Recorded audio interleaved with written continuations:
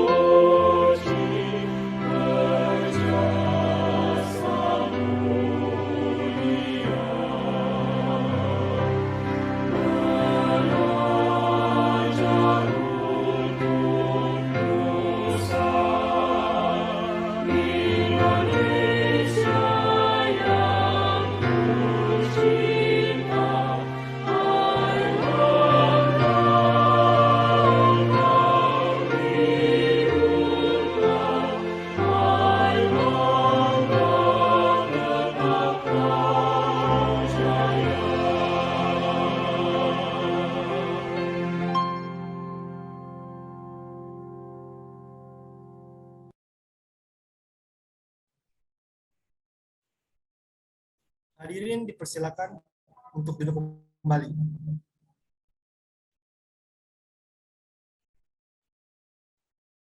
Bapak dan Ibu hadirin sekalian, izinkan saya membacakan rangkaian acara pada hari ini.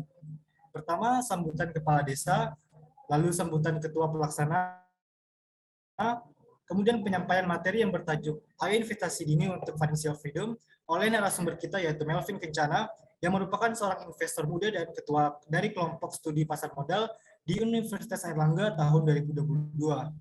Lalu akan dilanjutkan dengan sesi tanya jawab, kemudian pengumuman penanya terbaik, dan pengisian kuesioner. Lalu akan ditutup oleh foto bersama dan penutupan. Hadirin sekalian, saat ini kita akan menyimak sambutan dari Bapak Kepala Desa, Desa Temuguru. Kami mohon maaf apabila para peserta yang hadir secara virtual tidak mendengar sambutan dari Bapak Kepala Desa. Kepada yang saya hormati Bapak Asmuni SP, dipersilahkan.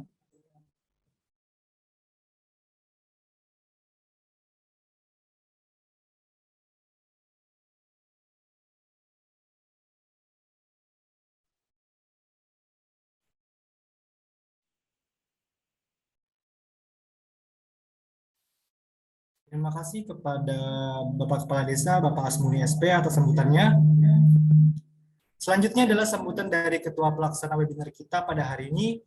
Kepada yang saya hormati, Saudari Hesti Winandasari, dipersilakan. Assalamualaikum warahmatullahi wabarakatuh. Pertama-tama kita haturkan puji syukur kepada Allah Subhanahu wa taala karena dengan nikmat kesehatannya kita bisa berkumpul pada acara di pagi hari ini dengan nama acara webinar investasi Ayo Investasi Dini untuk Financial Freedom. Tak lupa kita haturkan salam dan sholawat kepada Nabi besar Muhammad Shallallahu Alaihi Wasallam.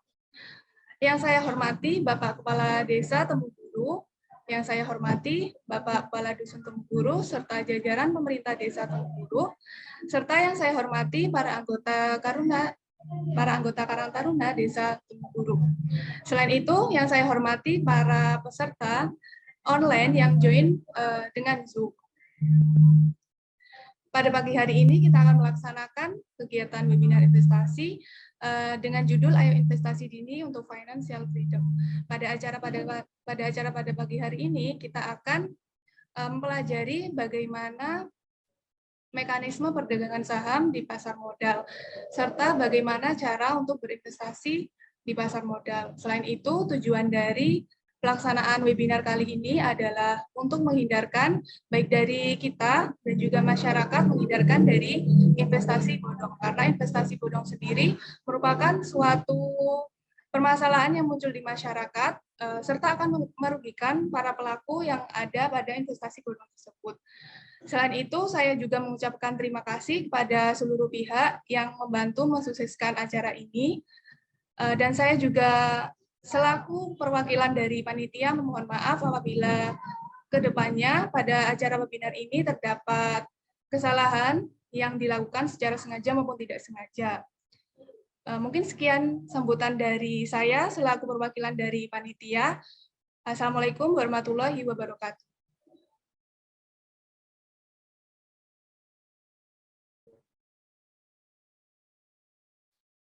Terima kasih.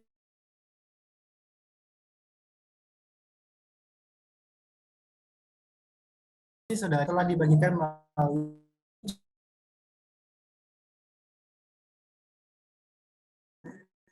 selanjutnya kita akan masuk ke sesi penyampaian narasumber kita, yaitu Saudara Melvin Kencana. Izinkan saya menempuh pendidikan di Universitas Airlangga, jurusan S1 Manajemen. Ia memiliki ketertarikan di dunia keuangan, khususnya pasar modal dan lainnya. Hal tersebutlah yang mendorong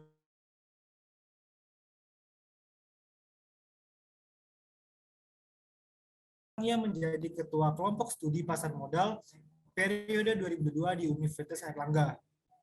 Baik, langsung saja kita sambut kehadiran narasumber kita. Halo Kak Melvin, apakah suara saya terdengar? Baik, terdengar suaranya. Oke, mungkin langsung saja ya kita simak pemaparan materi dari Kak Melvin Kencana. Waktu dan tempat dipersilakan.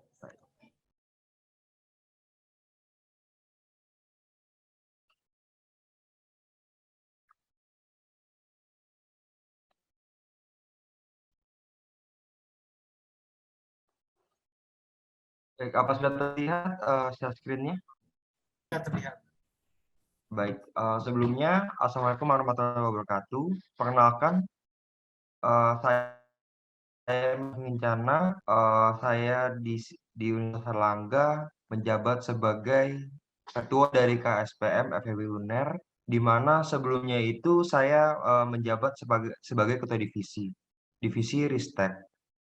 Nah, jadi singkatnya KSPM itu adalah sebuah organisasi dalam FEB Unair, di mana kami itu berfokus untuk mempelajari yang namanya pasar modal dan juga memberikan edukasi-edukasi terhadap masyarakat yang ingin berinvestasi di pasar modal.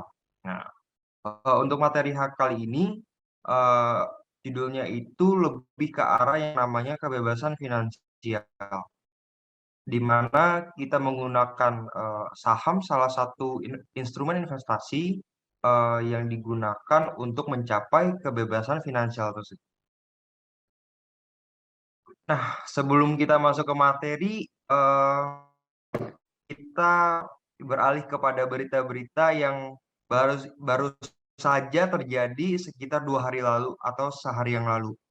Mungkin Bapak Ibu sudah menerima kabar kalau misalkan di mana ada proyek Pertamina di Tuban yang di mana petani-petaninya itu dia itu mendapatkan jumlah yang sangat besar, sekitar 26 miliar. Itu warga yang paling besar mendapatkan uangnya, di mana setiap 1 meter perseginya itu dibayar sekitar 600.000, paling kecil sampai 800.000.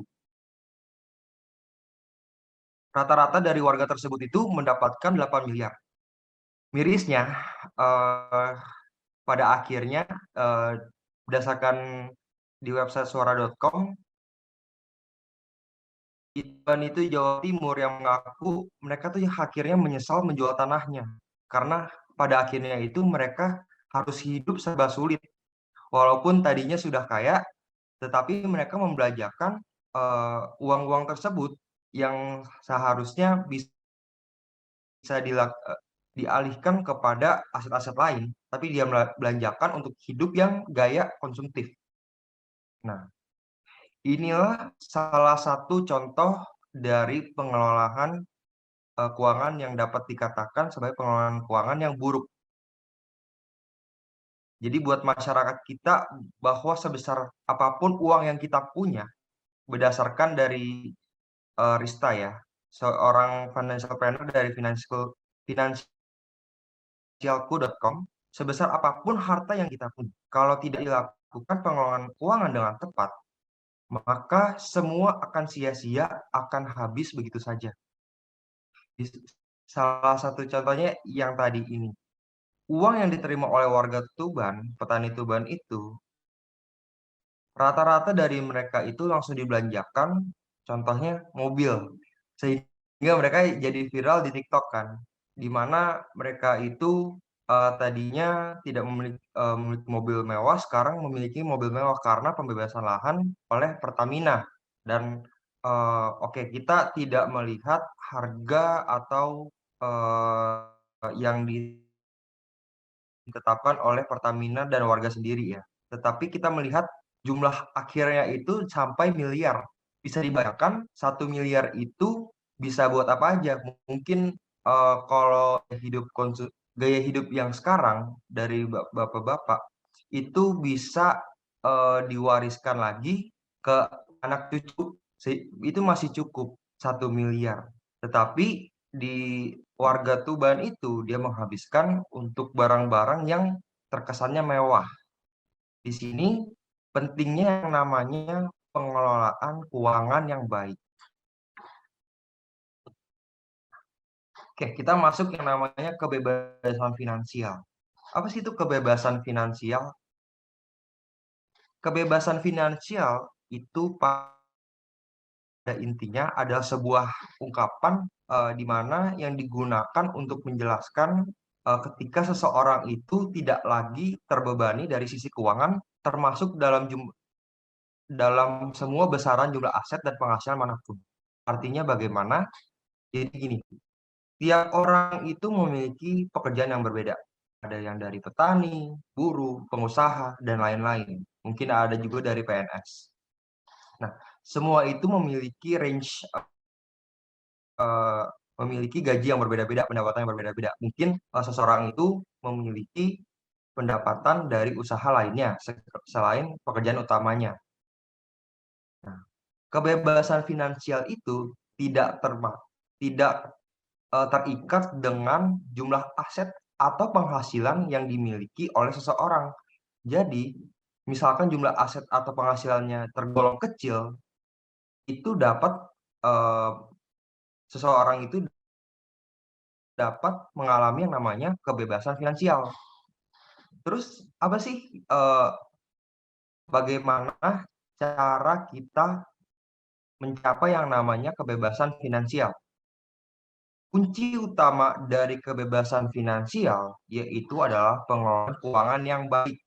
Nah, oke, pengelolaan keuangan yang baik. Berarti kalau kayak gitu muncul pertanyaan lagi, apa sih yang namanya pengelolaan keuangan yang baik? Oke, sebelum kita ke pengelolaan keuangan yang baik, kita masuk ke yang namanya pengelolaan keuangan.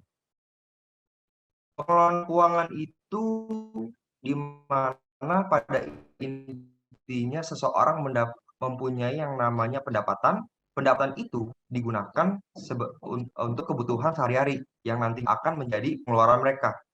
Nah, kunci utama dari pengelolaan keuangan yaitu adalah balancing, penyeimbangan antara pendapatan ini dan pengeluaran. Jadi langkah-langkah pertama dalam keuangan itu adalah pencatatan rinci pengeluaran dan pendapatan.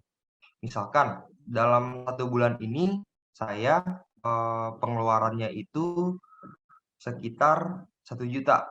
Misalkan saya kan mahasiswa, masih tergolong di mana saya masih bergantung dengan orang tua, mungkin uang tambahan berdasarkan dari usaha-usaha saya dan hasil investasi.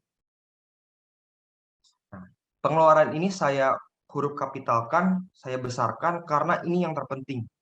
Sedikit orang yang namanya melakukan pencatatan secara rinci pengeluaran. Biasanya pencatatan rinci ini dilakukan pada tingkat-tingkat seperti organisasi atau misalkan ke dalam kelurahan. Pasti bendaharanya itu dia melakukan yang namanya penganggaran dan pencatatan rinci tentang pengeluaran. Itu kasnya dipakai apa aja sih uang-uangnya? Fungsi dari pencatatan ini supaya kita tahu berapa sih pengeluaran dan pendapatan kita yang nantinya pada langkah kedua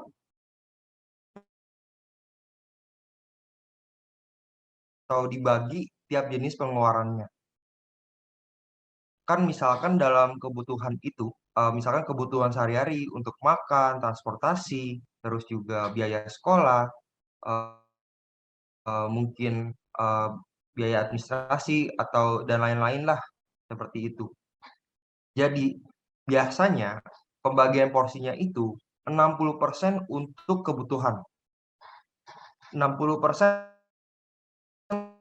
untuk kebutuhan itu bisa berubah-ubah juga tergantung dari kebutuhan Bapak Ibu masing-masing.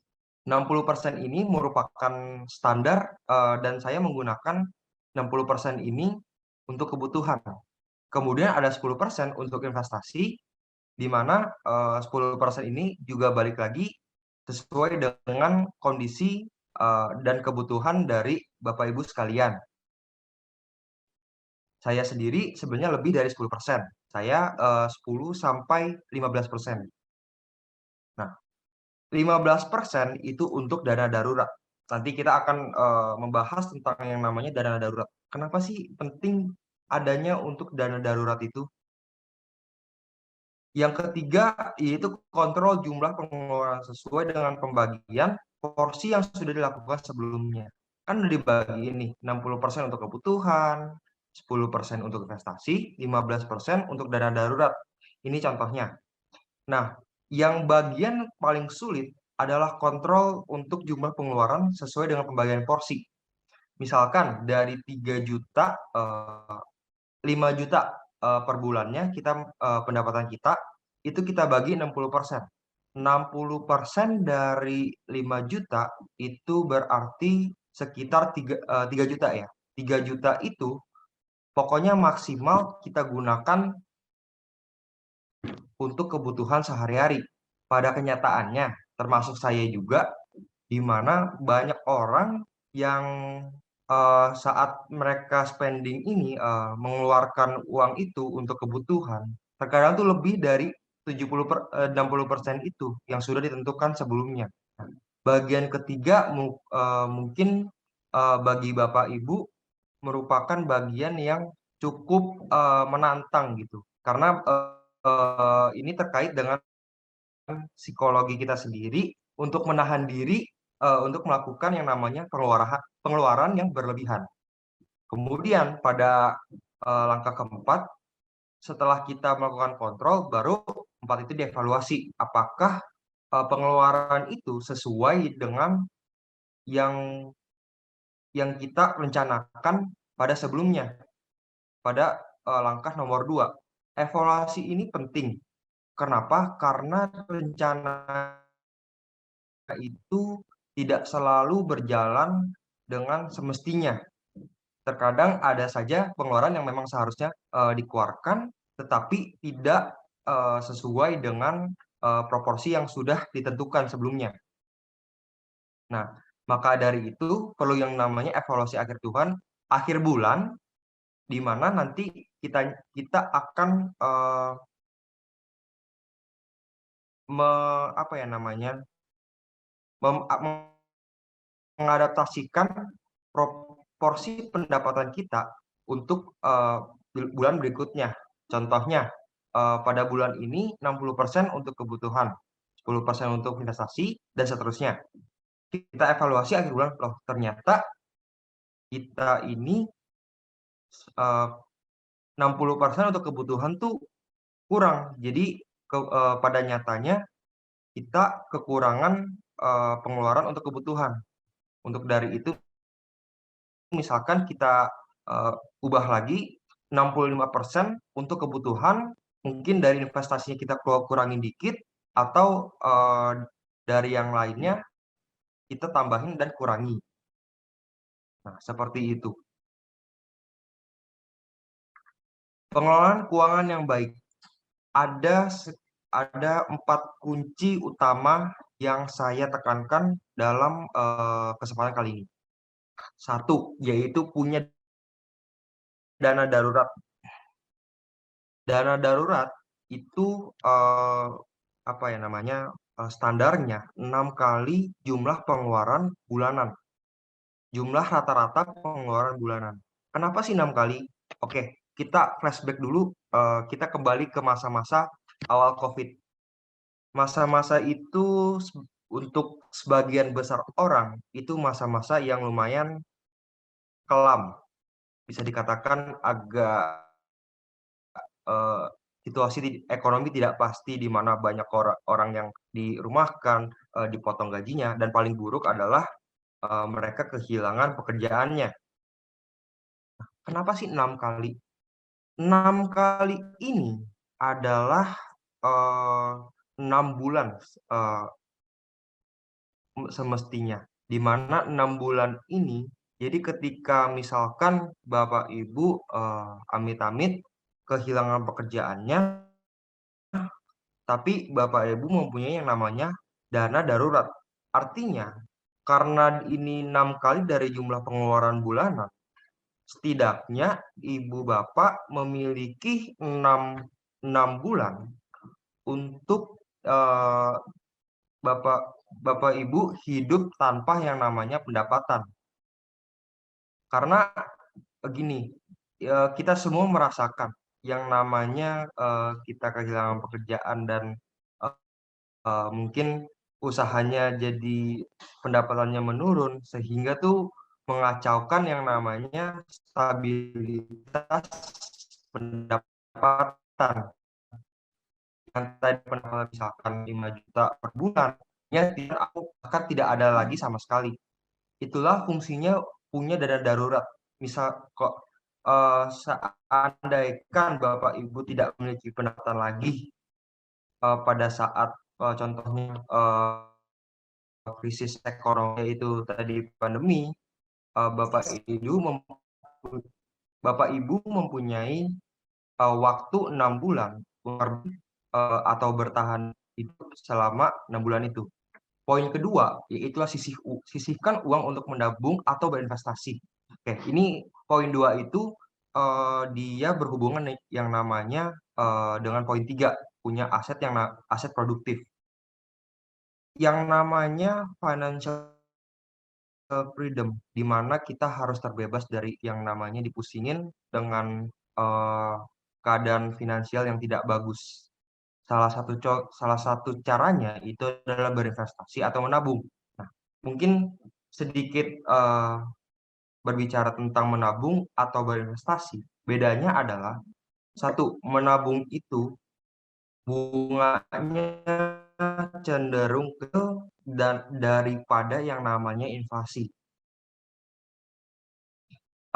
Bapak Ibu mungkin udah tahu inflasi itu secara definisinya adalah kenaikan harga-harga barang secara general, secara umum, di mana misalkan bahan makanan, terus kebutuhan-kebutuhan pokok itu dia semakin lama semakin mahal harganya. Karena dari itu kita harus menabung atau berinvestasi. Menabung ini masalahnya bunganya itu lebih kecil daripada inflasi rata-rata. Nah, karena dari itu kita didorong untuk yang namanya berinvestasi. Salah satu caranya itu adalah berinvestasi di pasar modal. Ketika kita berinvestasi, tentunya ini ada yang namanya resiko. Sama saat Bapak Ibu itu berinvestasi, mungkin membuat usaha, pasti ada kalanya usaha yang Bapak Ibu jalankan itu tidak menghasilkan pendapatan sama sekali. Jadi investasi ini walaupun ada risiko, tapi tingkat pengembaliannya itu jauh lebih besar daripada bunga menabung. Karena itu biasanya investasi atau menabung itu 10% dari pendapatan. Nah, ini kunci utama dari financial freedom adalah ini, di mana kita itu mempunyai yang namanya aset produktif. Bukan kita bekerja untuk uang, tetapi uang itu bekerja untuk kita. Di mana uang tersebut yang kita punya, kita investasikan sehingga bisa menghasilkan uang lainnya. Seperti itu. Poin keempat adalah jangan berhutang untuk hal konsumtif, melainkan untuk aset yang produktif. Contoh dari aset produktif itu apa sih? Aset saham. Atau misalkan nggak usah saham deh. Misalkan Bapak Ibu ingin membuat usaha, bisa saja itu termasuk dalam yang kategori aset produktif. Nah, kenapa sih jangan berhutang untuk hal konsumtif untuk aset produktif? Ketika Bapak berutang, itu Bapak Ibu itu harus yang namanya mengembalikan hutang tersebut dengan juga bunganya. Jadi misalkan Bapak pinjam yang nama 1 juta dari bank, terus Bapak pada akhirnya mungkin akhir bulan harus mengembalikan sebesar 1 juta ditambah bunganya. Misalnya bunganya itu 1%. 1% dari 1 juta itu berarti 10.000. 1 juta, ya 10.000 ya kalau nggak salah. Nah, 10.000 itu 1 juta aja. Tapi kalau Bapak misalkan lebih dari 1 juta, itu berarti Bapak mendapatkan bunga lebih banyak lagi dong secara perhitungan. Pokoknya itu 1% dari jumlah hutang yang Bapak pinjam. Bedanya ketika kita berhutang untuk hal konsumtif, di mana hal konsumtif ini cenderung habis, tidak menghasilkan apa-apa buat kita. Sedangkan tadi yang saya jelaskan, aset produktif ini yang pada akhirnya itu akan menghasilkan lebih banyak uang lagi. Tetapi perlu digarisbawahi kalau berhutang itu tidak boleh melebihi batas pendapatan. Itu adalah salah satu hal yang membawa Bapak Ibu itu ke jurang kerugian untuk Bapak Ibu sendiri. Poin terakhir yaitu poin kelima yang sangat-sangat penting. Ini merupakan salah satu apa ya namanya aturan baku yang tidak boleh dilanggar sama sekali. Konsekuensinya kalau dilanggar hidup Bapak Ibu tidak akan baik. Yaitu adalah pengeluaran itu tidak boleh lebih besar daripada pendapatan. Pengeluaran harus lebih kecil atau sama besar dengan pendapatan. Bahkan kalau sama dengan pendapatan itu sudah ibaratnya itu lampu kuning, sudah harus hati-hati, tidak boleh lebih dari pendapatan pengeluaran. Ketika pengeluaran Bapak Ibu lebih besar daripada pendapatan, akhirnya Bapak Ibu harus mengimbangi pengeluaran tersebut dengan cara berhutang. Balik lagi tadi ke poin keempat, kalau berhutang untuk hal konsumtif, Bapak Ibu pada akhirnya nanti tidak akan bisa membayar hutang tersebut. Seperti itu. Nah, oke. Tadi saya sebutkan salah satu kuncinya itu adalah untuk berinvestasi. Investasi itu banyak, bisa dari pasar modal yang akan kita bahas, mungkin dari aset berjangka, itu agak kompleks lagi. Saya tidak akan membahasnya di kesempatan kali ini, karena ini terkait masalah-masalah yang pada akhir ini yang namanya investasi bodong atau broker yang tidak bertanggung jawab, tidak terdaftar di OJK maupun Bapepti. Kita nanti akan membahas sedikit tentang itu, tetapi kita akan membahas lebih lanjut tentang yang namanya pasar modal. Inti dari pasar modal adalah seperti ini. Kita mempunyai yang namanya kelebihan dana. Dana ini kita tidak tahu mau dibuat apa untuk menghasilkan lebih banyak uang lagi. Sedangkan perusahaan atau institusi pemerintah itu tuh mereka cenderung membutuhkan yang namanya modal untuk mereka menjalankan usahanya. Di situ terjadi yang namanya interaksi antara yang namanya pemodal atau investor, di mana memiliki kelebihan dana, dan perusahaan atau institusi pemerintah yang membutuhkan dana tambahan. Oke, jadi pada intinya itu, kita itu berinvestasi kepada perusahaan atau institusi pemerintah yang membutuhkan dana tambahan. Disitulah letak pasar modal, yaitu pertemuan antara pemodal atau investor dengan perusahaan atau institusi lainnya. Nah, oke. Kalau misalkan kita transfer dana kita yang kelebihan itu ke perusahaan, nah terus kita dapat apa sih pada imbal baliknya? Imbal baliknya kita mendapatkan yang namanya efek. Efek itu bisa dikatakan sebagai surat kepemilikan.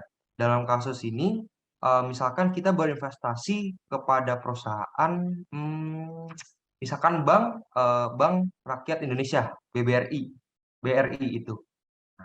Berarti ketika kita membeli sahamnya, kita itu mendapatkan porsi kepemilikan dari perusahaan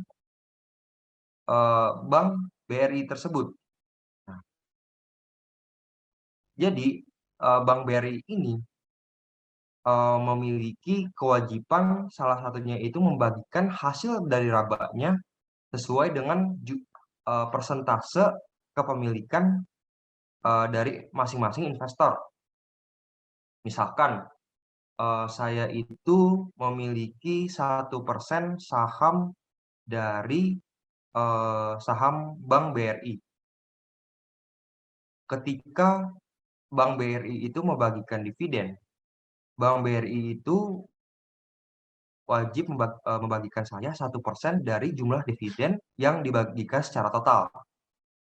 Itu contohnya. Kemudian ini ada hubungan antara investor dan perusahaan. Ketika terjadinya transaksi, itu harus ada ya satu pihak di mana memastikan masing-masing pihak lainnya, yaitu investor dan perusahaan, itu menjalankan hak dan kewajibannya. Disitulah ada yang namanya peran OJK, IDX.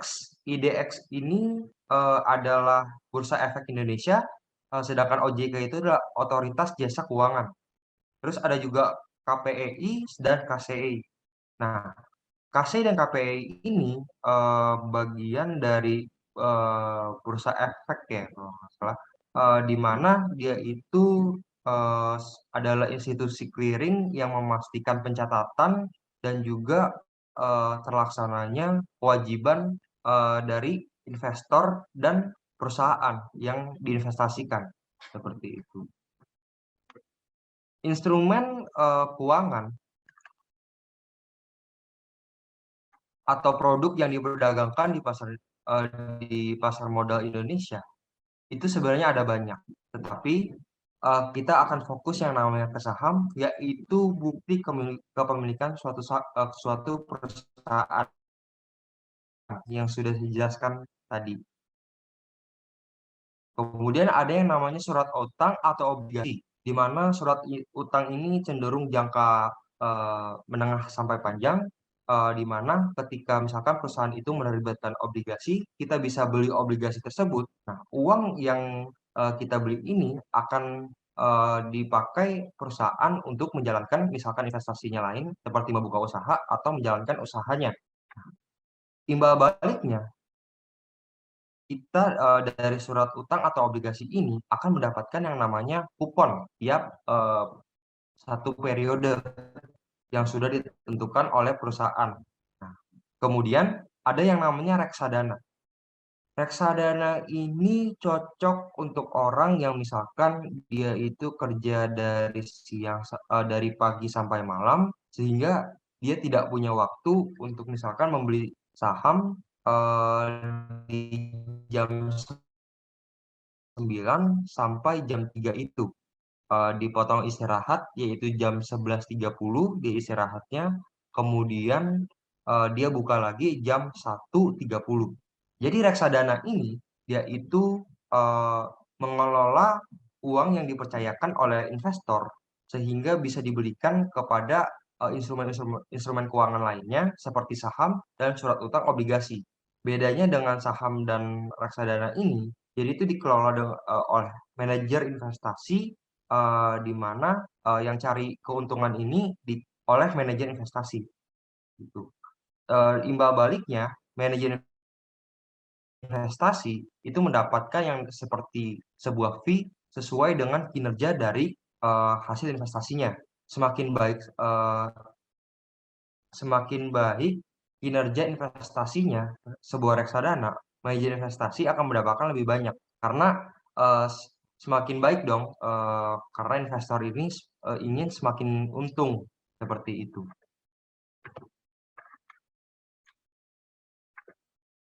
Nah, saham yaitu adalah bukti kepemilikan suatu perusahaan yang merupakan klaim atas penghasilan atau kekayaan perusahaan yang saya sudah sebutkan tadi, yaitu di mana saham itu salah satu keuntungannya adalah dividen. Kemudian ada yang namanya capital gain. Capital gain ini penjelasan singkatnya, misalkan kita membeli saham ini di harga 1.000. Kemudian setelah kita tunggu beberapa waktu, misalkan 1 tahun, harganya ini berubah perbedaan antara 1.000 dan 1.200, yaitu sebesar 200 perak.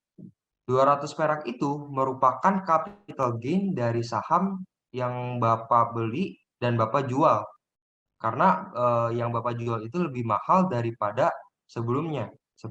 Sehingga dapat dikatakan Bapak memiliki keuntungan dari yang namanya capital gain. Perusahaan yang diperdagangkan sahamnya di pasar modal itu memiliki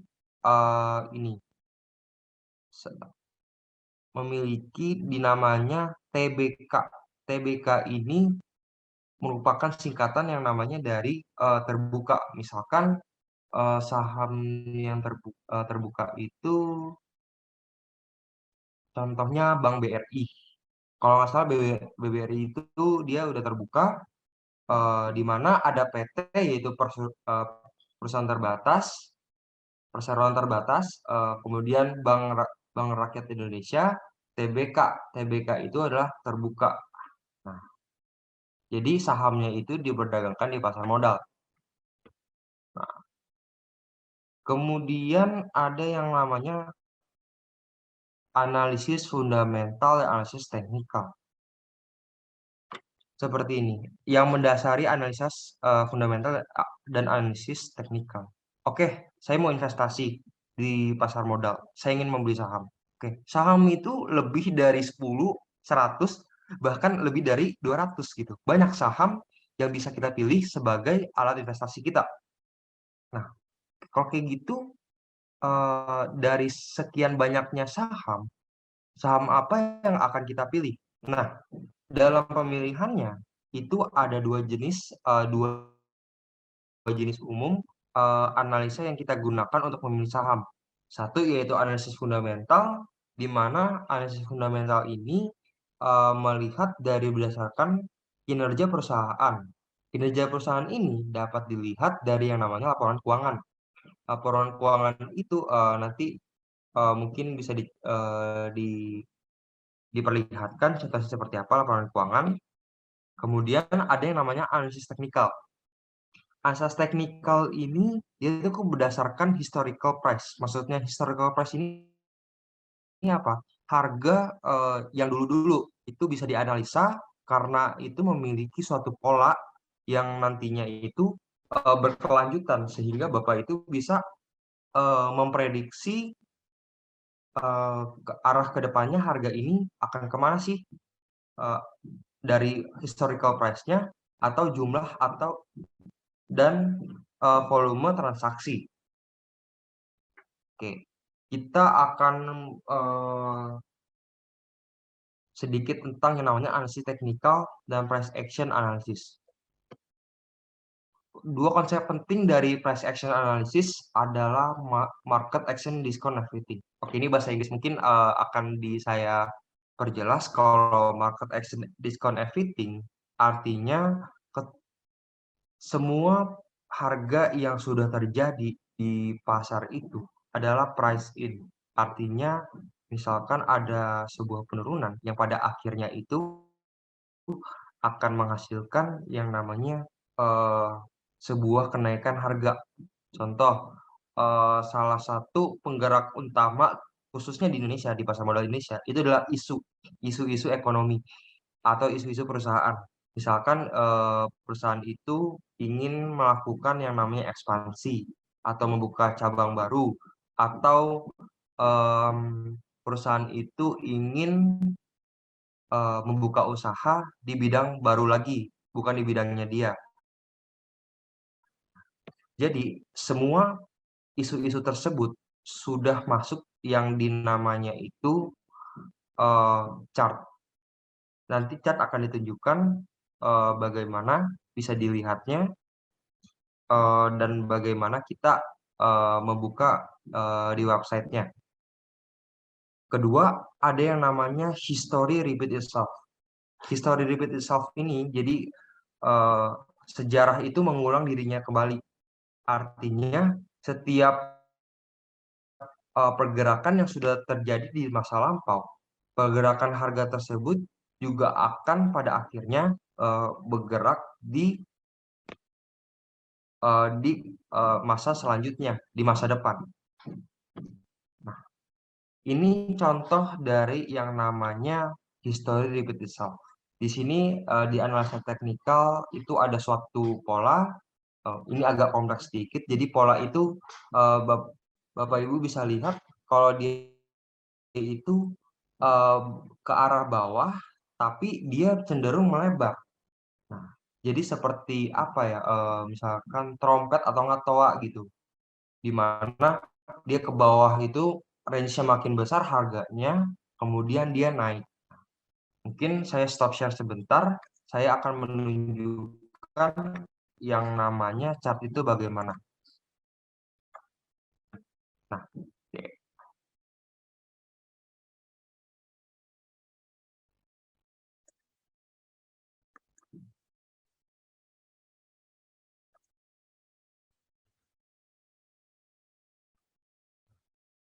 Bapak Ibu untuk melihat chart bisa melalui yang namanya investing.com, diketik investing.com, investing.com. Oke, terus masuk ke halaman ini, dia agak bahasa Inggris. Kalau ingin bahasa Indonesianya itu bisa ketik.id. Oke, mungkin ada salah. Bisa aja cari di Google Investing Indonesia. Nanti tinggal diklik, baru keluar dia bahasa Indonesia. Nah, kemudian kita bisa ke yang namanya ke charts. Charts ini adalah grafik, artinya kemudian ke live chart. Kita klik ini.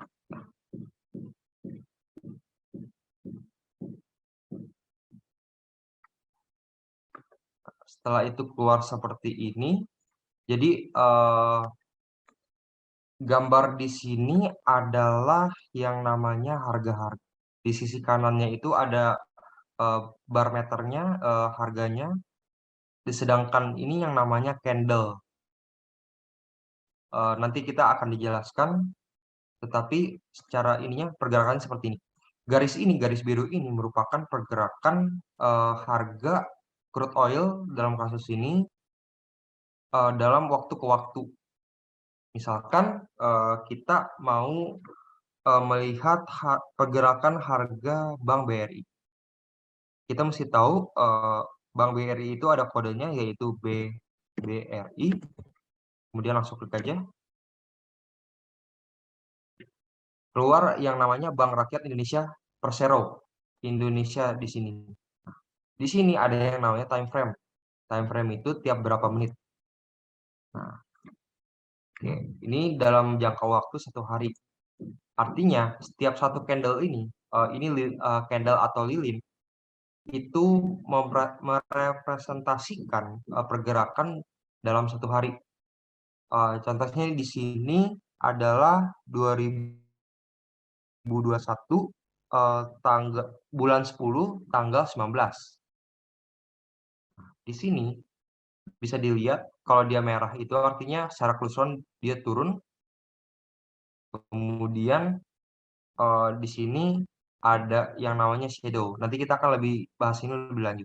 Jadi intinya itu Bapak Ibu bisa lihat chart itu dari sini.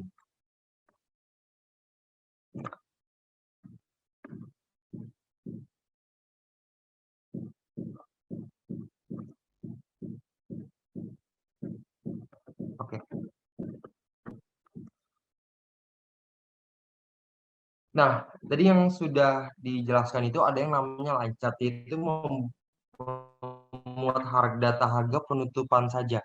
Jadi kan selama 1 hari itu misalkan hari Senin kemarin di mana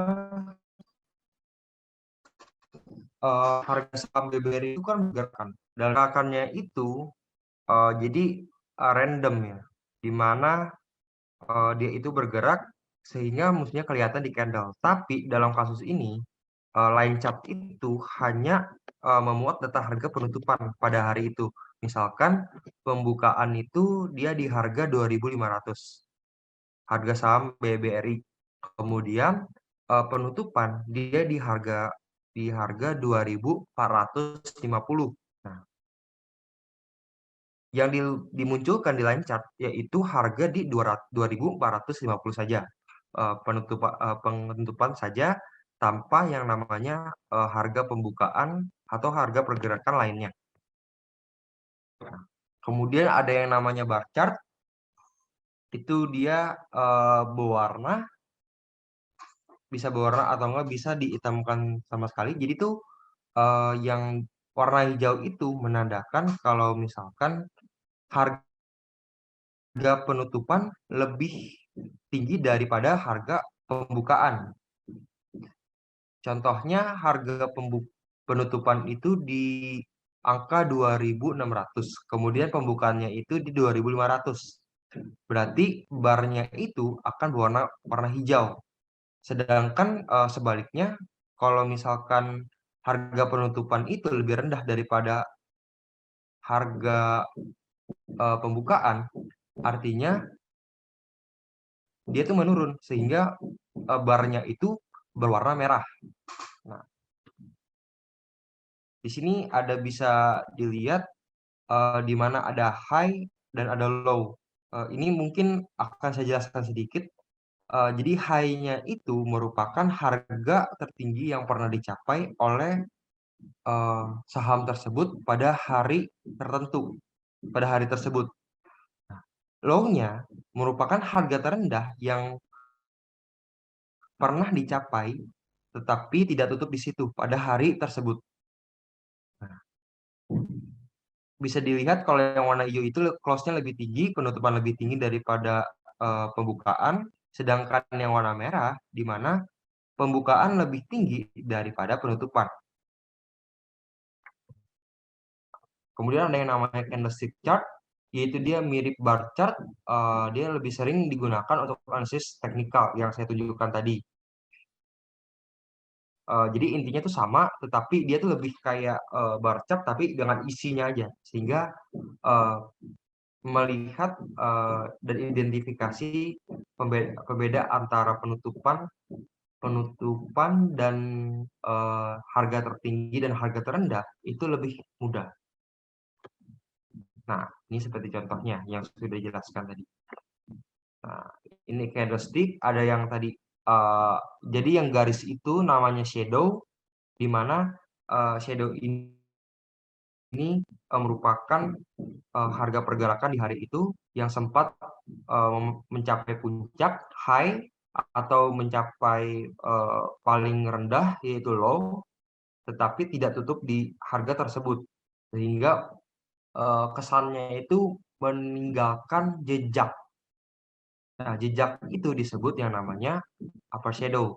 Nah, candlestick ini ada yang namanya real body, yaitu harga yang perbedaan harga antara close dan open. Itu yang namanya real body-nya. Badan utamanya lah, badan aslinya. Nah, ini perbandingan antara candlestick dengan bar chart. Bisa dilihat kalau candlestick itu lebih berisi lah, lebih gemuk. Sedangkan yang candlestick lebih gemuk, sedangkan yang bar chart itu dia tuh lebih kurus. Seperti itu. Nah, ini ada swing high, swing low, mungkin kita akan lewatkan saja.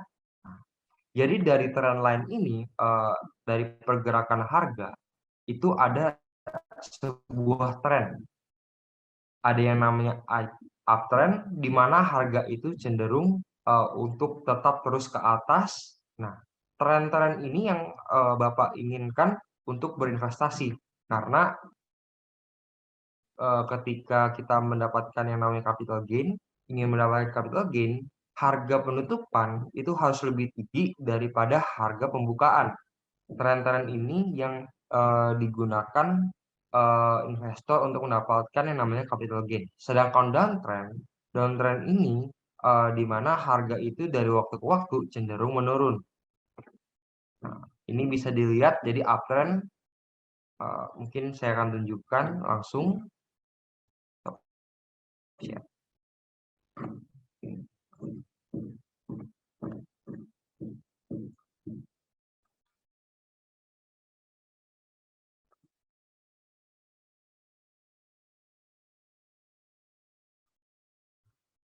Oke, di sini bisa dilihat ya. Nah, ini garis line chart-nya. Line-nya ini kan BBRI itu ini di tanggal 28 terakhir, yaitu hari Jumat kemarin. Nah, di sini bisa dilihat kalau harga tuh cenderung menurun. Nah, dia cenderung menurun kan. Nah, ini tapi dalam pergerakan 1 hari. Karena ini kan di paling atas, sedangkan ini atasnya lagi tetapi lebih rendah, sehingga dia tuh lebih menurun. Bisa dikatakan ini tren adalah tren downtrend. Nah, tapi dalam 1 hari. Bisa kita ubah ke time frame ini yang bisa diubah ini pergerakannya. Ini ada 1 week. Nah, bisa dilihat seperti ini 1 week-nya. Ternyata 1 week-nya itu juga cenderung lagi downtrend. Seperti ini.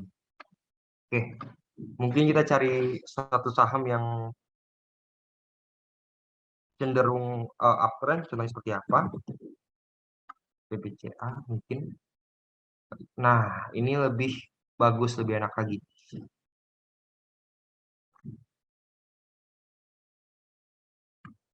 Oke. Ini bisa dilihat kalau di sini kan paling rendah ya. Di sini paling rendah.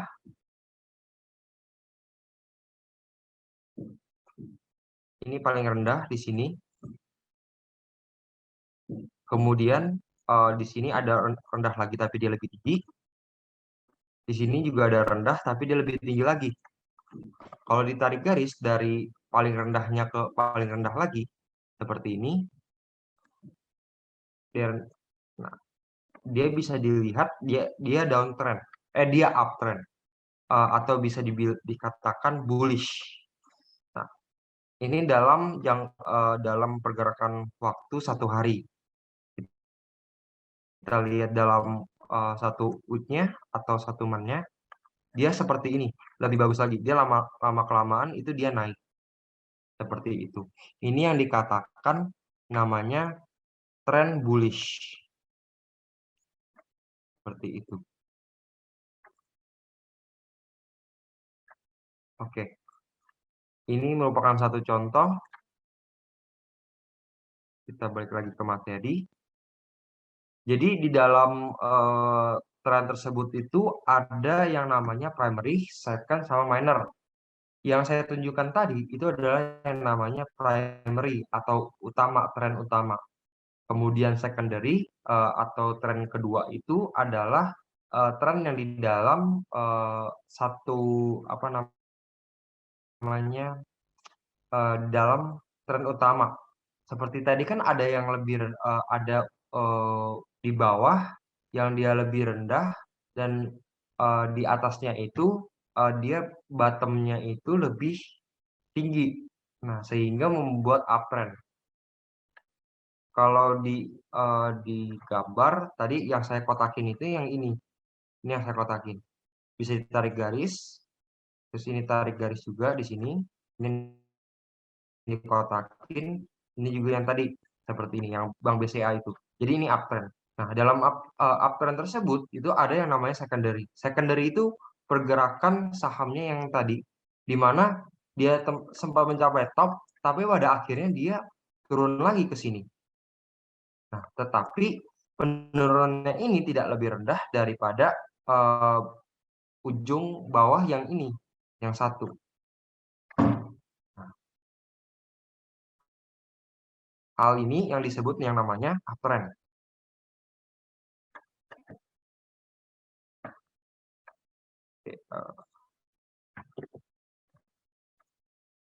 Nah, ini bisa dilihat kalau bullish trend atau uptrend ini di mana low-nya ini makin tinggi dan high-nya itu yang tadi makin tinggi juga, disebut yang namanya bullish trend. Oke, ini contohnya bisa dilihat tarik garisnya, di sini lower-nya, sini lower-nya, seperti itu. Nah, bedanya dengan sideways itu uptrend sideways itu di mana kan di sini low-nya kan. Yang ini low-nya, tapi low-nya itu tidak lebih tinggi atau tidak lebih rendah daripada sebelumnya. Jadi dia cenderung sama dan yang di paling atasnya juga sama. Dia tidak lebih tinggi maupun tidak lebih rendah daripada yang sebelumnya. Jadi ini sama ya, satu garis gitu. Dan ini juga, ini yang disebut yang namanya sideways trend atau yang namanya ranging.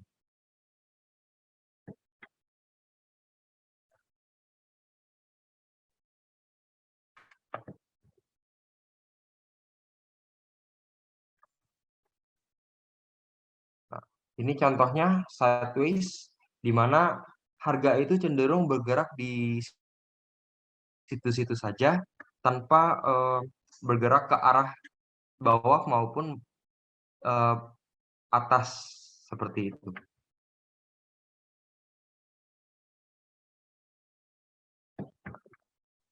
Ini contoh bearish trend di mana lower low-nya makin rendah.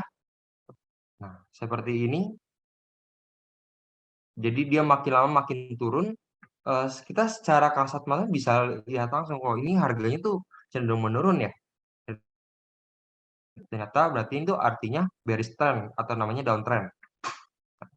Kemudian tadi kan kita menjelaskan yang namanya analisa teknikal. Kemudian kita akan membahas yang namanya analisa fundamental. Fundamental itu dia menggunakan yang namanya laporan keuangan.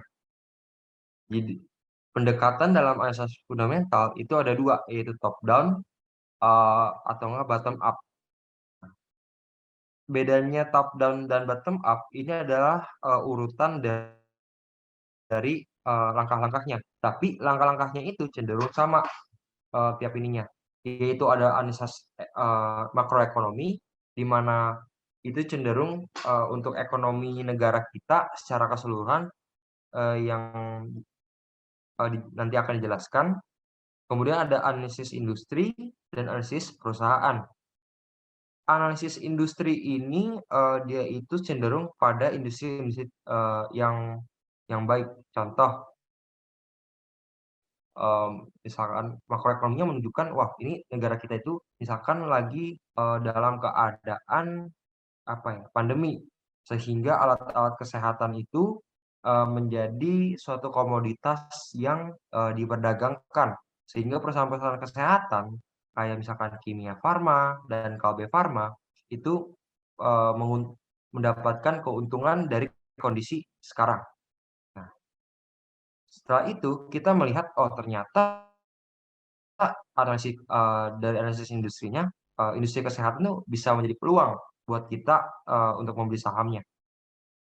Nah, kemudian kita analisa perusahaannya, perusahaan mana sekiranya yang bagus, kita lihat lagi untuk kita investasikan uang dana kita. Itu dari top down, itu dari pendekatan top down. Sedangkan dari bottom up itu terbalik. Dia mulai dari yang namanya analisis perusahaan, analisis industri, sama analisis makroekonomi.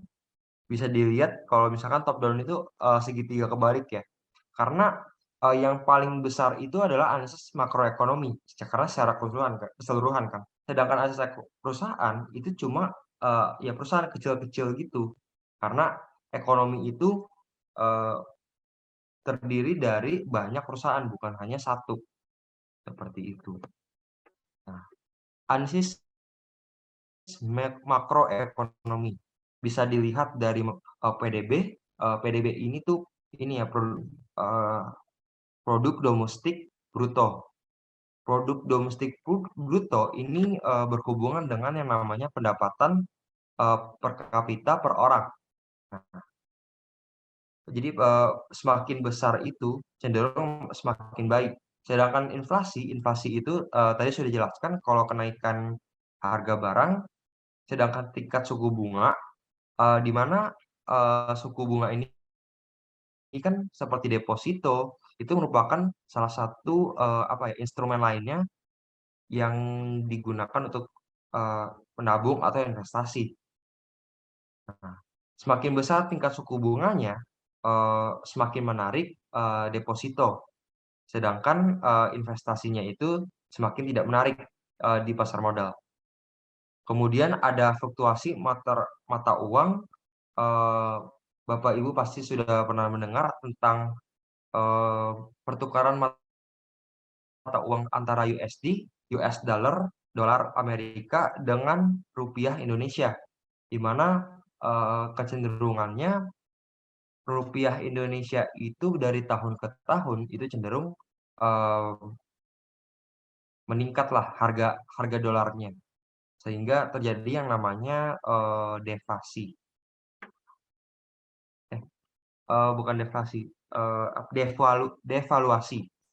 Nah, kemudian kita masuk ke analisis industri. Analisis industri ini mengatur proses perusahaan yang ada dalam satu industri yang sama. Bisa dari penjualan total satu industri, terus laba, dividen, struktur modal perusahaan, regulasi atau peraturan pemerintah, dan inovasi yang dilakukan di industri tersebut. Kemudian ada analisis perusahaan. Analisis perusahaan ini adalah tahapan yang dilakukan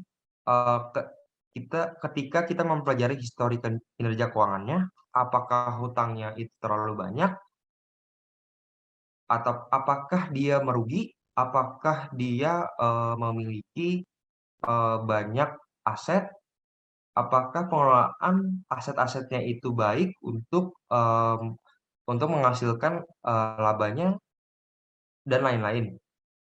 Kemudian itu mengidentifikasi faktor-faktor yang mempengaruhi kinerja perusahaan.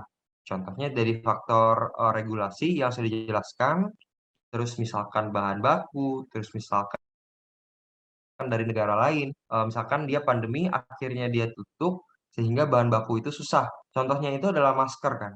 Kemarin bahan-bahan masker itu dijelaskan kalau misalkan bahan-bahan itu susah, kita tuh impor dari negara-negara lain. Nah, seperti itu. Yaitu kemudian ketiga, memperkirakan kinerja perusahaan di masa yang akan datang. Memperkirakan kinerja perusahaan di masa yang akan datang itu merupakan prediksi ya. Di mana kita memprediksi ke depannya gimana ya, berdasarkan satu lagi tadi histori kinerja keuangannya bagaimana. Dari situ kita bisa memperkirakan atau memprediksi kira-kira kinerja perusahaan ke depan itu bagaimana sih, bagus atau enggak. Keempat, itu ada yang namanya menghitung nilai wajar saham perusahaan tersebut. Menghitung nilai wajar saham perusahaan itu banyak caranya. Ada yang namanya metode valuasi saham. Nah, dari itu saya tidak akan menjelaskannya di kesempatan ini karena bisa panjang banget. Nah, oke. Sebelum saya ini kita lanjut dalam perkenalan yang namanya broker, saya mengingatkan terlebih dahulu. Baru saja kejadiannya kemarin, itu dikatakan kalau binomo atau broker, dia itu broker kontrak berjangka, itu adalah broker yang ilegal. Binomo itu ilegal. Hal ini dikatakan oleh OJK-nya sendiri dan juga Bapepti-nya yang mengatakan bahwa binomo itu udah diblokir. Diskusinya tuh nggak ada binomo di sini. Tetapi masih banyak orang yang ibaratnya itu masih belum tahu dan merasa ini aman-aman aja gitu. Ketika komoditi ketika mereka berinvestasi di sana, baru kerasa, oh ternyata uang saya ini nggak balik-balik, kok hilang, kok biasanya bisa buka posisi sendiri, kan aneh gitu. Mestinya yang bisa buka posisi buy atau sell itu oleh investornya sendiri, yaitu Bapak Ibu. Tadinya ini binary option atau binomo ini jadi dia salah satu instrumen yang bergerak di apa ya, kontrak berjangka di komoditi, makanya diawas oleh Badan Pengawas Perdagangan Berjangka Komoditi yaitu Bapepti. Tadinya itu binary option binomo dia itu dipromosikan oleh Indra Kesuma. Mungkin untuk Bapak Ibu yang belum tahu, Indra Kesuma itu seorang YouTuber dijuluki itu sebagai Crazy Rich dari Medan. Dia itu afiliator yang mengatakan kalau misalkan binomo itu sebenarnya legal kok karena dia udah bekerja sama yang namanya Doku Wallet untuk deposit. Ya, alasannya karena Doku Wallet itu udah berizin kan dari OJK, dan benar Doku Wallet ini kabarnya sudah berizin dari OJK. Doku Wallet ini walaupun sudah berizin oleh OJK, tetapi binomonya sendiri belum, karena beda apa namanya, beda perusahaan. Masing-masing perusahaan keuangan itu harus memiliki izin dari OJK karena dia adalah otoritas jasa keuangan yang mengatur kelegalan dari masing-masing institusi keuangan. Nah, binomo ini harus memiliki izin dari OJK dan juga dari Bapepti. Kenapa Bapepti? Karena dia memperdagangkan kontrak berjangka komoditi seperti itu. Ini kalau dijelaskan apa itu komoditi akan lebih jauh lagi. Jadi sampai sini aja. Jadi intinya itu adalah binomo itu sering diblokir oleh pemerintah, tapi situs barunya itu muncul terus karena pembuatan website itu cenderung lebih mudah sehingga mereka itu bisa tetap berlanjut melakukan usahanya di Indonesia. Nah, mungkin itu saja dari saya. Kemudian saya akan membahas yang namanya Indo Premier. Indo Premier sendiri itu adalah broker yang bergerak di bidang pasar modal, khususnya saham. Tentunya Indo Premier ini sudah terdaftar terdaftar menjadi anggota Bursa Efek Indonesia, dan juga terdaftar di OJK. Jadi sudah berizin dari OJK juga. Dan Indo Premier ini sudah lama belasan tahun di Indonesia, lebih lama sebelum munculnya binomo ini. Nah, saya akan share screen bagaimana bisa membuat akun di Indo Premier.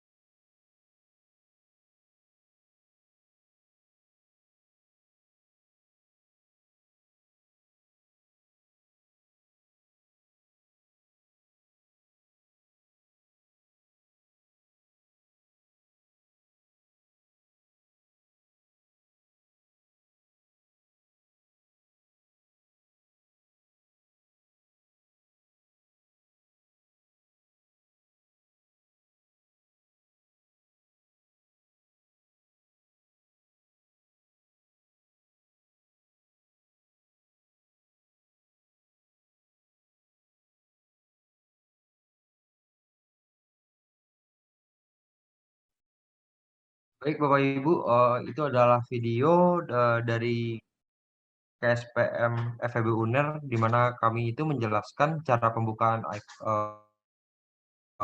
akun iPod ini, di mana kami sendiri itu memiliki layanan, bisa diklik layanan di bawah link deskripsi nanti.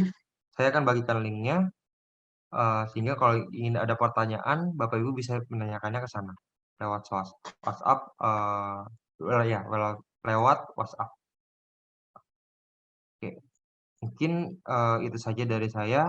Mungkin dari MC, apakah ada tambahan waktu sedikit untuk menunjukkan cara pembeliannya?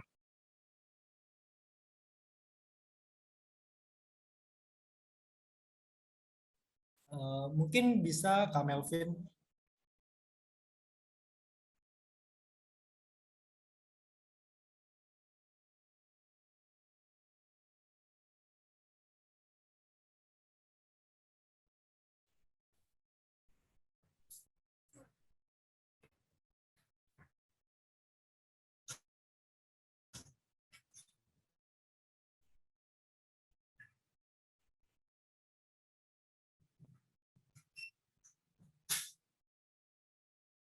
Mungkin sambil menunggu, saya ingin menginformasikan kembali bahwa dua penanya terbaik pada sesi diskusi nanti akan mendapatkan uang tunai atau elektronik dari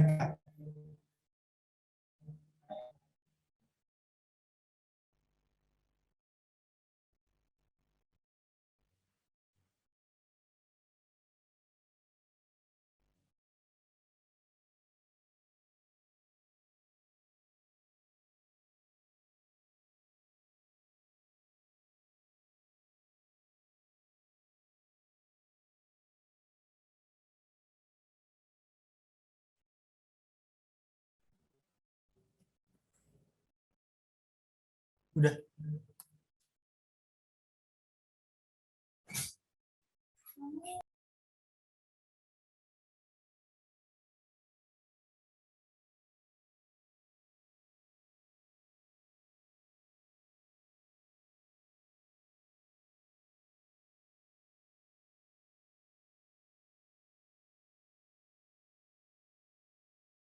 Mungkin bisa minta bantuan dari ininya untuk menjadikan host yang Mas rencana satu lagi di host supaya bisa share.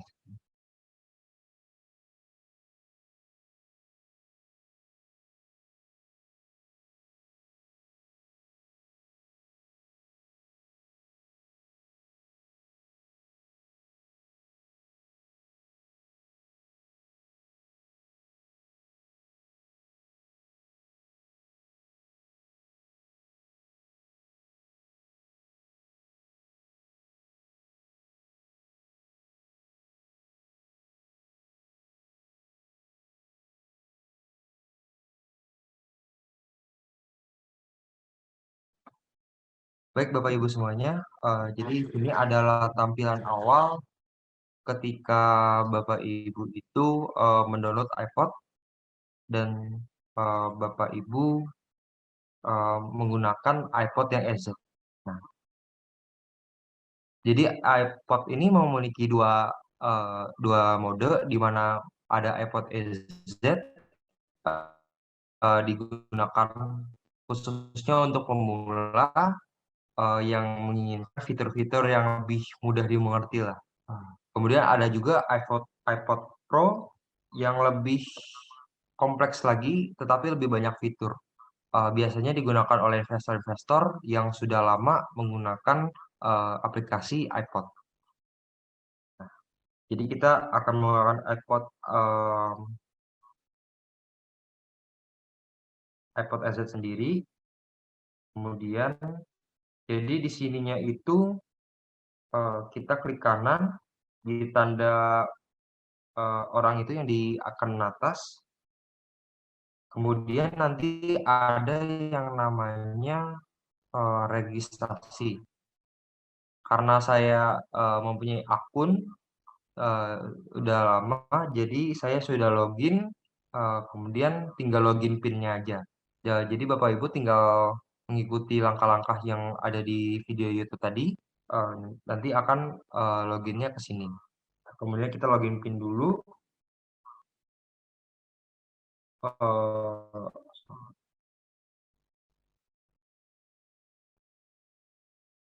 Nah, ini bentuk ketika Bapak Ibu sudah memasukkan login PIN dan juga login username password. Nah, dari sini kita bisa lihat portfolio sahamnya. eh, saya belum ada yang namanya saham, nanti akan terlihat di situ. Nah, kemudian ada yang namanya stock list di bawahnya, kemudian ada buy sell dan lain-lain. Nah, ketika kita mau membeli suatu saham, kita bisa lihat dari sini, dari buy and sell.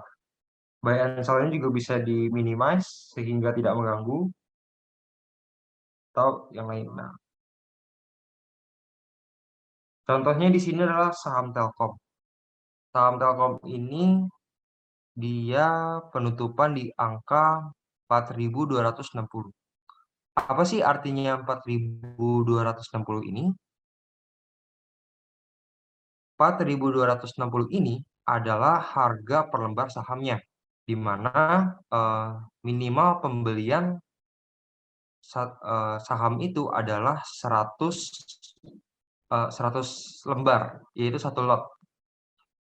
Artinya 4.260 ini dikalikan 100, jadinya itu 426.000 tiap satu lotnya. Itu adalah harga untuk Bapak membeli harga saham Telkom satu lotnya. Nah, kalau ingin membelinya karena ini menggunakan EZ Pro, EZ, kita hanya tinggal memasukkan jumlahnya. Misalkan saya mau membeli 3 lot, di situ muncul angka jumlah yang dibutuhkan untuk membeli total lotnya, yaitu senilai 1.278.000. Kalau kita ingin membeli, tinggal di swipe aja ke kanan. Gitu. Oke. Nah, dari iPod-nya sendiri ada yang namanya reject check limit. Artinya dana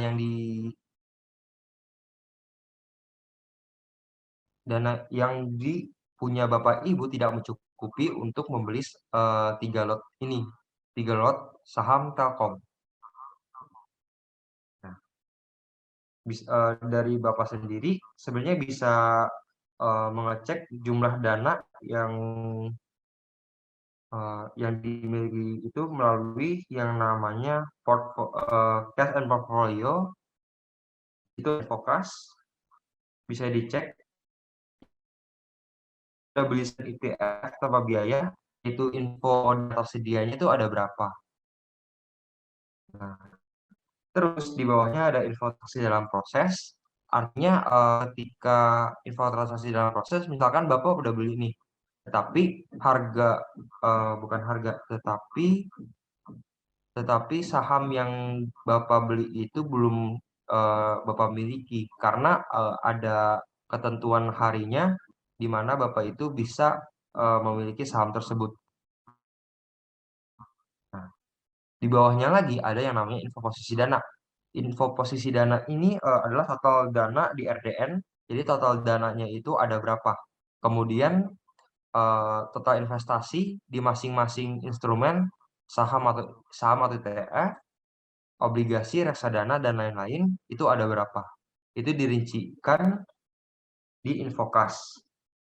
Nah, misalkan Bapak Ibu ingin melihat saham apa saja yang ada di portfolio Bapak Ibu. Bapak bisa ke sini lagi, kemudian ke portfolio. Nah, di situ ada tulisannya saham dan ETF. Saham dan ETF ini ketika Bapak misalkan mempunyai saham Telkom, itu akan muncul kodenya TLKM, di kodenya, kemudian kuantitas slotnya berapa, terus value-nya berapa. Terus di paling kanan itu ada tulisannya pot G/L gitu kan. Nah, itu singkatan dari yang namanya potential gain or loss. Jadi potensi keuntungan atau kerugian yang Bapak dan Ibu akan miliki. Kenapa potensi? Karena potensi ini posisinya Bapak Ibu itu masih memiliki saham tersebut. Saham tersebut itu belum dijual atau belum dijual, sehingga masih berbentuk potensi. Sehingga potensi gain or loss ini masih bisa berubah-ubah, entah dia makin menguntungkan atau makin merugikan. Seperti itu. Kemudian di sini di kanannya saham dan ETF itu ada reksadana, itu nanti akan memunculkan reksadana dan lain-lain. Di situ ada reksadana, iPod Pay dan juga obligasi. Nah, seperti itu. Kemudian jika ingin menjualnya, Bapak tinggal ke menu awal, terus ini kan di buy. Kita klik ke sell, kemudian contoh kita mau mau jual saham Telkom sebesar 3 lot. Ini 3 lotnya.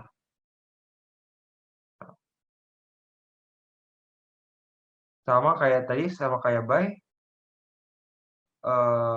dia tinggal di swipe aja nanti akan sell.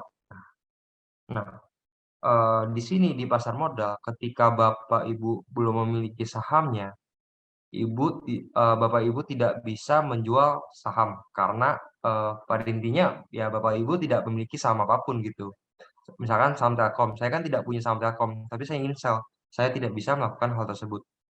Seperti itu. Nah, ini versi gampangnya dari jual beli di iPod menggunakan iPod EZ. Kalau misalkan saya ke iPod Pro, nah ini lebih kompleks lagi. Di situ ada yang namanya stok, kita bisa lihat stok kan. Kemudian kita klik simple buy.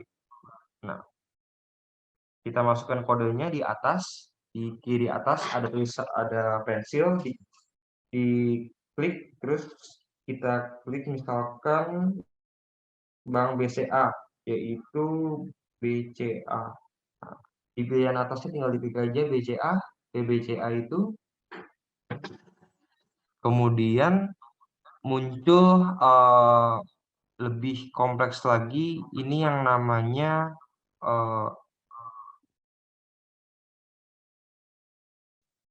bid dan lot, bid dan offer maksudnya. Nah, jadi dari bid dan offer ini adalah range harga di mana perdagangan itu dilakukan.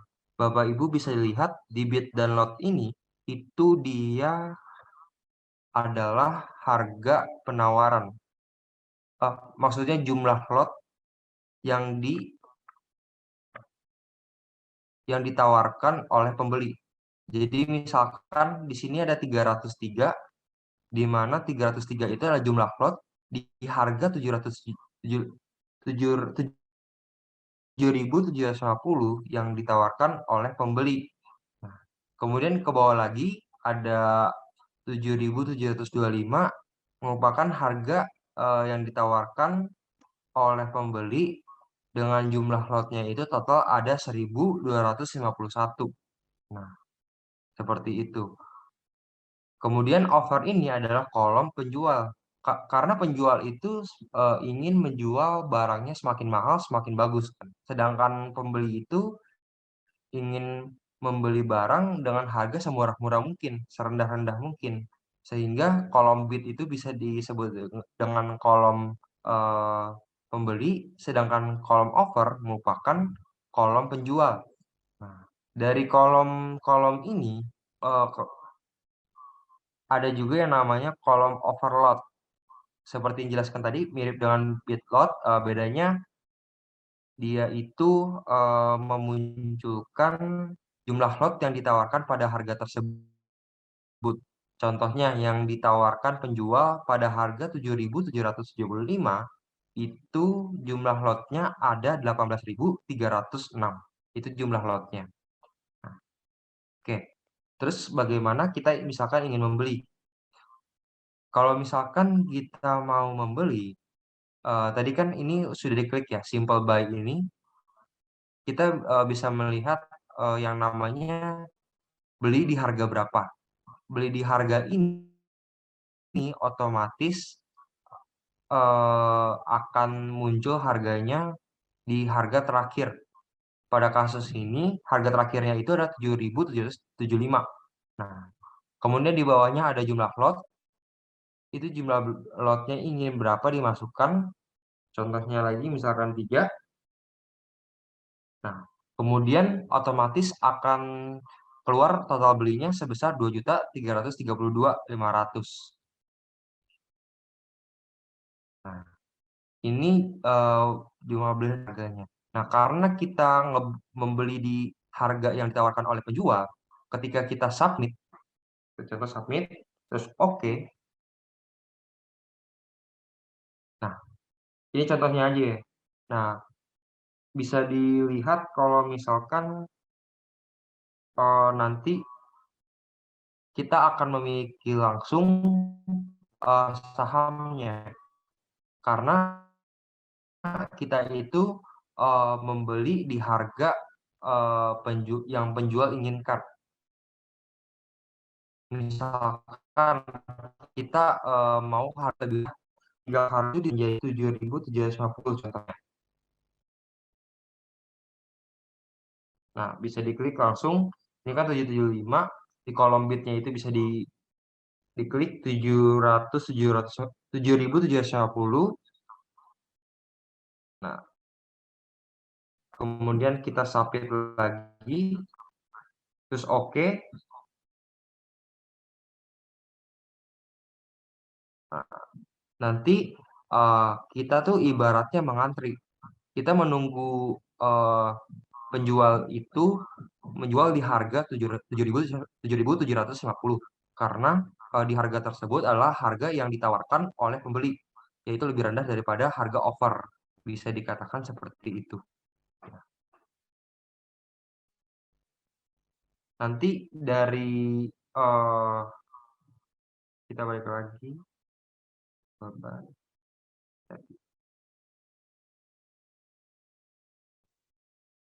Kan di sebelah kiri itu ada yang namanya B.OP kan.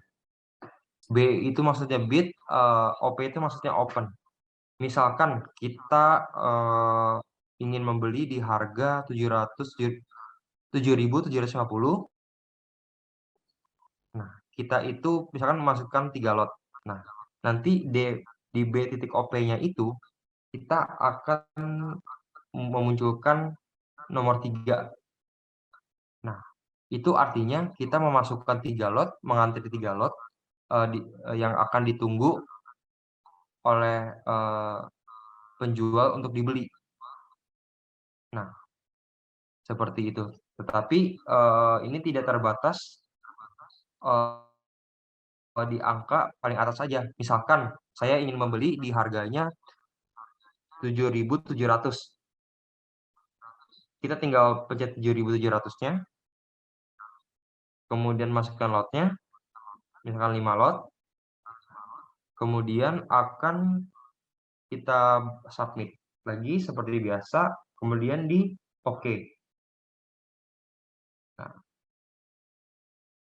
nanti akan muncul di kolom B.OP-nya, bid open, itu sebesar 5. Di bid harga 7.700. Seperti itu. Tadi saya mencontohkan cara belinya. Kemudian kalau untuk menjualnya tinggal simple sell, kemudian kita masukkan kodenya, kemudian bedanya itu bisa dilihat ya, tadi ada B titik OP-nya itu di sebelah kiri, sedangkan sekarang ini ada S titik OP di sebelah kanan. S titik OP ini digunakan untuk mengantri di sisi over ya. Sehingga kalau misalkan ingin membeli di situ, tinggal mengantri saja, caranya sama, kita klik harganya misalkan 7.800, saya ingin menjual 7.800, kemudian misalkan 3 lot, tinggal di-submit lagi, terus klik OK. Seperti itu. Mungkin karena waktunya terbatas, dari saya itu aja.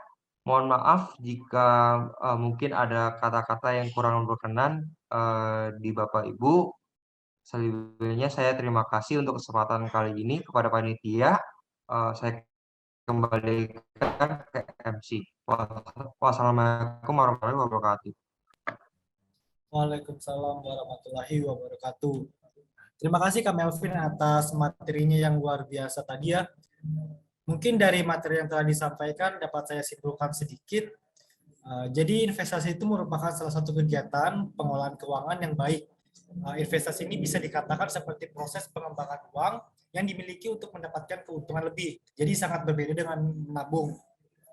Kemudian jadi seluruh pendapatan Bapak Ibu hadirin sekalian itu tidak 100% digunakan untuk pengeluaran saja, tetapi perlu sedikit disisihkan untuk berinvestasi. Investasi ini banyak caranya, tetapi hari ini kita berfokus pada instrumen keuangan yaitu saham. Tadi juga sudah disampaikan ya bagaimana cara mengelola keuangan yang baik, bagaimana mengelola pendapatan yang kita terima. Lalu saya simpulkan juga beberapa manfaat dari investasi ini. Yang pertama, investasi ini bisa menjadi sumber pendapatan baru untuk kita dan sebagai persiapan untuk masa tua kita nanti. Jadi investasi ini perlu dipersiapkan sejak dini karena investasi ini bertujuan untuk jangka panjang. Baik, mungkin bisa kita buka ya sesi diskusi pada hari ini. Saya ingin menginformasikan kembali bahwa 2 penanya terbaik pada sesi ini akan mendapatkan hadiah uang tunai atau uang elektronik dari panitia. Jadi untuk Bapak Ibu yang hadir secara langsung di Balai Desa Temuguru dapat mengangkat tangan terlebih dahulu, kemudian memperkenalkan diri lalu menyampaikan pertanyaan yang ingin diajukan.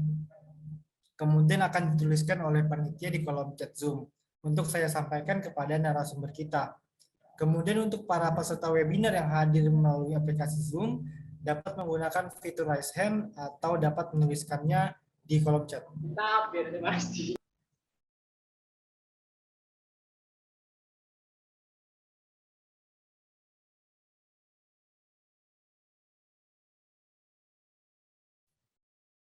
Mungkin pertanyaan pembuka ya dari saya, Kak Melvin. Tadi sempat disinggung yang mengenai investasi bodong. Mungkin saya ingin bertanya, kira-kira apa sih, gimana sih cara mengenali yang namanya investasi bodong, kemudian cara mengantisipasinya agar terhindar dari investasi bodong itu seperti apa? Mungkin itu dari saya. Langsung dijawab atau ditampung dulu? Boleh langsung dijawab, Kak. Oke. Untuk investasi bodong ya. Oke, mungkin saya mulai dari modus operasinya. Dari modus operasinya biasanya investasi bodong itu dia menjanjikan investasi tanpa resiko. Dari apa ya namanya? Memang dari konsep investasinya sudah salah. Tidak ada yang namanya investasi tanpa resiko. Tiap kita menjalankan sebuah usaha atau berinvestasi itu pasti ada suatu resiko yang kita bisa tanggung, itu resiko kehilangan uang yang kita investasikan. Itu salah satu bentuk kerugiannya atau resikonya. Biasanya investasi bodong seperti broker tadi, salah satunya Binomo, dia itu menjanjikan investasi tanpa tanpa resiko sama sekali. Dan tentunya itu ada resikonya. Tidak mungkin tidak ada resiko. Nah, dari investasi sendiri, terus kenapa sih bisa orang-orang itu dia itu apa ya, jerumus ke binomo, sehingga banyak orang yang istilahnya tertipu lah dengan praktek-praktek kotor seperti bodong. Karena dari apa ya, secara psikologi itu dia menggiurkan, di mana investasi eh, tanpa resiko pasti terjamin keuntungannya, itu sangat wow, wow banget kan, siapa yang nggak mau gitu kalau misalkan kita itu mendapatkan uang tanpa resiko sama sekali, resiko kehilangan uang yang kita investasikan seperti itu, sehingga orang-orang itu banyak ikut-ikutan yang namanya investasi bodong, sehingga mereka itu terlibat apa namanya, menjadi korban dari investasi bodong. Cara gampangnya, paling gampang itu, tadi satu, yang paling pasti itu bisa melihat dari yang namanya website OJK. Website OJK itu dia ada daftar dan bapepti kalau untuk komoditas ya. Tapi OJK itu dia pasti harus ada izinnya dari OJK. OJK memiliki list-list perusahaan-perusahaan itu dan aplikasi yang memiliki izin dari OJK, sehingga itu dijamin apa namanya, prakteknya. Walaupun misalkan ini nanti contohnya ya, kayak bank itu ada penjaminnya kalau misalkan dia gagal bayar atau gimana, bank itu tidak bisa mengembalikan uang dari nasabahnya, seperti itu. Oke, terima kasih ya Kak Melvin atas jawabannya. Jadi mungkin untuk menghindari ya investasi bodong itu, jadi investasi itu tidak ada yang tidak beresiko ya. Jadi tidak ada investasi yang kita ngasih uang besoknya langsung berkali-kali lipat bertambah gitu ya. Jadi perlu dicek dulu ya teman-teman. Kemudian juga apakah investasi ini udah terdaftar dengan OJK atau belum. Jadi teman-teman juga perlu yang namanya ngecek lagi, memeriksa kembali, karena ini berhubungan dengan yang namanya keuangan. Kemudian ada pertanyaan ya dari teman-teman yang hadir di virtual ini, aplikasi Zoom, itu dari Kak Fauzan dari UPN Veteran Jakarta. Dia ingin bertanya, berapa sih dana yang diperlukan untuk investasi dan tips apa yang bisa kakak berikan untuk saya yang ingin berinvestasi jangka panjang? Mungkin itu Kak Melvin bisa dijawab. Macam-macam investasi memang banyak banget sih. Terkadang kita itu sebenarnya jadi bingung ya, mau milih investasi itu investasi apa. Nah, tapi bedanya yang bermacam-macam ini ada tingkat resikonya. Salah satu pertimbangan dalam memilih jenis investasi itu adalah resikonya. Resiko dari kehilangan dana tersebut. Contoh dari saham sendiri, resikonya itu lebih besar daripada kita eh, berinvestasi di deposito. Nah, tapi dengan apa ya namanya, keuntungan di mana saham itu bisa menghasilkan lebih banyak daripada deposito. Deposito kan ini kan dia tuh bunganya fix gitu, tetap. Jadi tiap berapa periode dikasih segini. Nah, eh, tapi kalau saham itu dia ada resiko untuk contohnya tadi loss gain, mestinya kita dapat menjual harga lebih mahal, tetapi kita malah menjual harga lebih rendah lagi. Itu salah satu contohnya. Nah, kemudian ada juga obligasi. Surat obligasi ini dia itu lebih beresiko daripada saham. Tergantung dari siapa sih ini. Contoh dari obligasi ini kan banyak sebenarnya. Bisa dari pemerintah atau dari perusahaan. eh, kan ada yang namanya surat utang negara dan surat berutang negara itu kan, di mana sebenarnya itu apa ya, bisa dikatakan investasi yang ini sih risk free sih, karena uangnya itu dijamin gitu loh. Karena kalau misalkan pemerintah tidak membayar utang yang dia pinjam, namanya wah tercoreng banget seperti itu. Ketika obligasi itu contohnya dari perusahaan, ada kemungkinan perusahaan itu gagal bayar utangnya seperti itu. Itu merupakan salah satu resikonya, dan kadang menjadi apa ya, pilihan lebih beresiko gitu. Tetapi diimbangi dengan eh, potensi keuntungan yang lebih besar lagi, seperti itu. Nah, jadi inti dari eh, jawabanku adalah di mana kita itu melihat dari diri kita sendiri. Apakah kita penyuka, misalkan ada yang suka untung banyak, tetapi mesti sadar juga kalau misalkan ada yang namanya risiko. Semakin tinggi keuntungannya, semakin tinggi resikonya, seperti itu. Oke. Terima kasih ya Kak Melvin atas jawabannya. Terima kasih juga untuk Kak Fauzan atas pertanyaan yang luar biasa ini ya. Kemudian kita berlanjut ke pertanyaan selanjutnya dari peserta yang hadir di aplikasi Zoom.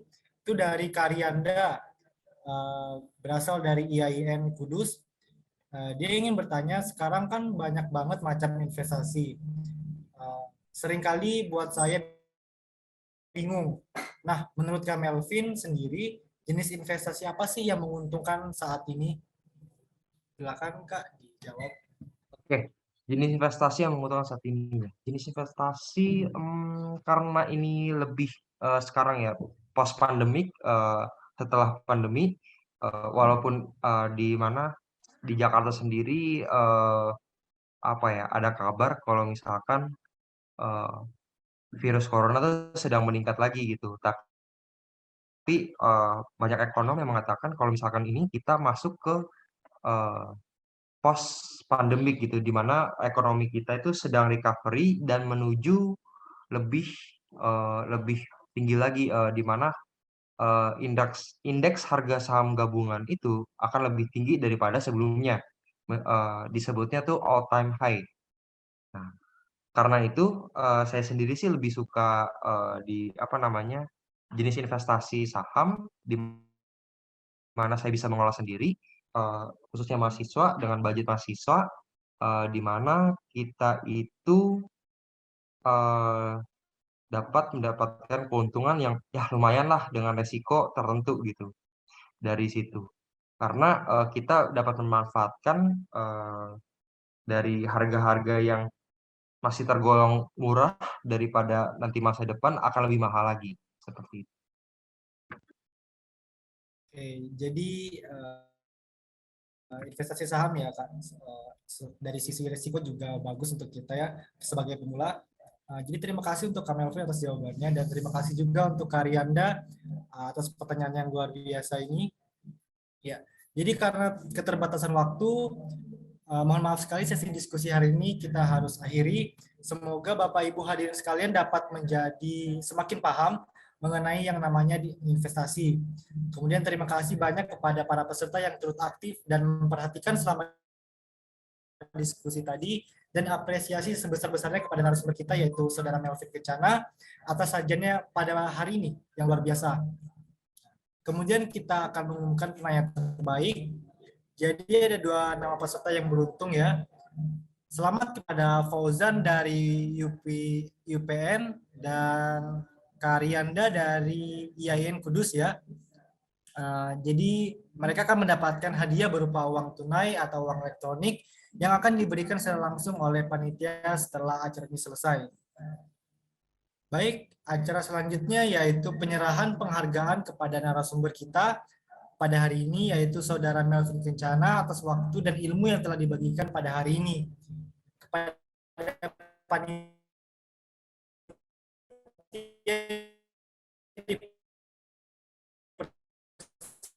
Silakan.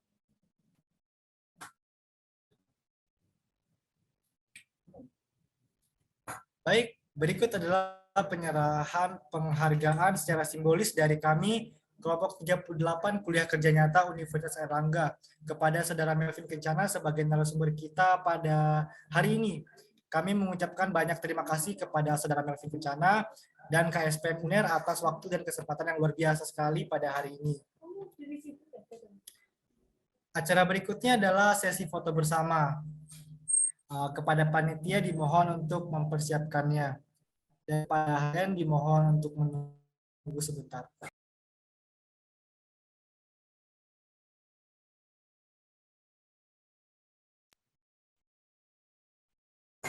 Kami juga meminta tolong untuk para peserta yang hadir secara virtual untuk menyalakan kameranya ya, karena sesi foto akan dimulai sebentar lagi.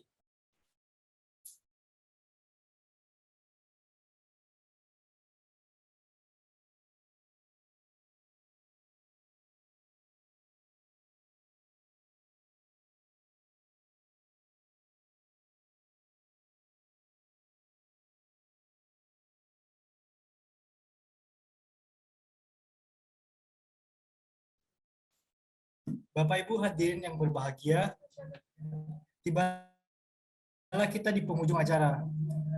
Sebelumnya saya ingin menyampaikan beberapa pengumuman. Bapak Ibu peserta yang hadir secara virtual di aplikasi Zoom dapat mengisi presensi kehadiran yang ada di kolom chat Zoom kita untuk kebutuhan sertifikat nanti. Bapak Ibu peserta juga diwajibkan untuk mengisi formulir evaluasi yang telah dibagikan sebagai bahan untuk evaluasi kami ke depannya. Puji dan syukur kehadirat Allah Subhanahu wa taala atas kelancaran acara pada hari ini. Kami mengucapkan terima kasih banyak kepada Bapak Ibu peserta yang hadir secara offline di Balai Desa Tumuguru maupun yang hadir secara virtual di aplikasi Zoom. Serta mohon maaf apabila terdapat hal-hal yang kurang berkenan selama penyelenggaraan acara. Kami, kelompok 38 Kuliah Kerja Nyata Universitas Airlangga, mengajak seluruh masyarakat Indonesia, khususnya para peserta yang hadir dalam webinar ini, untuk mulai berinvestasi di pasar modal. Kami berharap dengan memberikan pengetahuan kepada masyarakat mengenai seluk-beluk investasi di pasar modal dapat meningkatkan kesadaran akan pentingnya berinvestasi saham, menaikkan jumlah investor lokal, juga mensejahterakan perekonomian masyarakat Indonesia. Akhir kata, saya Muhammad Rizky Nur mewakili kelompok 38 Kuliah Kerja Nyata Universitas Airlangga. Mohon pamit undur diri, tetap jaga kesehatan dan disiplin protokol kesehatan dimanapun kita berada. Terima kasih, selamat siang, dan wassalamualaikum warahmatullahi wabarakatuh.